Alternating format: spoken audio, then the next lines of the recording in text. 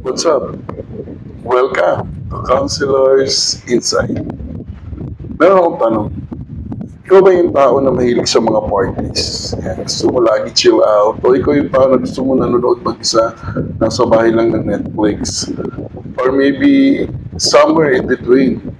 So ngayon, we're talking about personality types you probably heard before, like the introvert, the extrovert, the ambivert. But I'll introduce you to a new one. Ito yung tinatawag na introvert.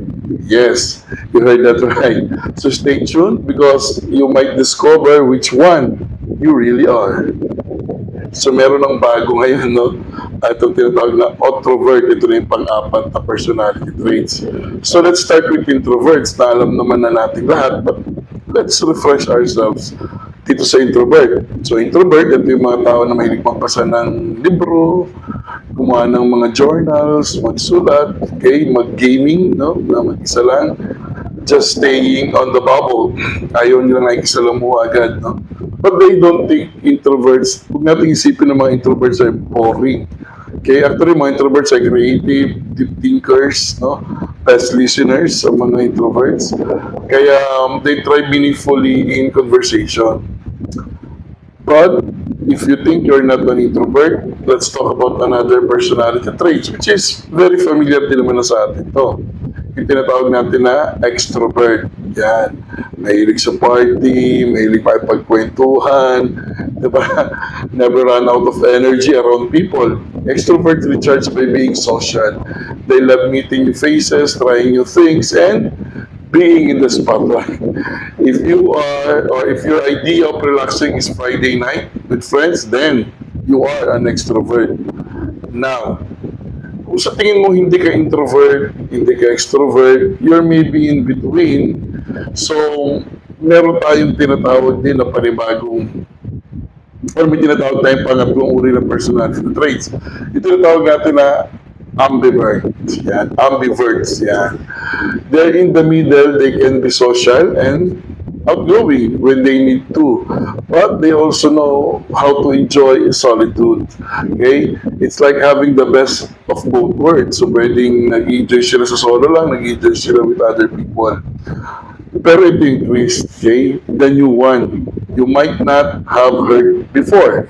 Ito yung tinatawag natin na introvert. Yan. Sounds new, right? Introvert is someone who doesn't fully fit in any of the usual boxes. Think of it like a flexible personality, right? You adapt depending on your environment, your mood, even the people around you. So, one day, tahimik ka. Another day, you're talkative. Not because you're fake, but because you're fluid.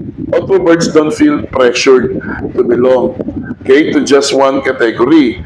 They create their own line. Yan yung mga introverts, no? So the big question now is, which one are you? Okay? Ikaw ba ay introvert, extrovert, ambivert, or you have a vibe more with being an introvert? Yan yung bago natin, you know. So please drop in the comments below and let's see which group dominates. And hey, don't forget to tag your friends and share this video with them para malaman din nila, okay, kung saan sila nababagay. Okay? So remember, no personality type is better than the other. What matter is knowing yourself, embracing who you are, and using your strength to connect with the world. Thank you for watching again. Guys, don't forget to like, share, and subscribe for more content like this one. See you on the next content. Counselor's Insight.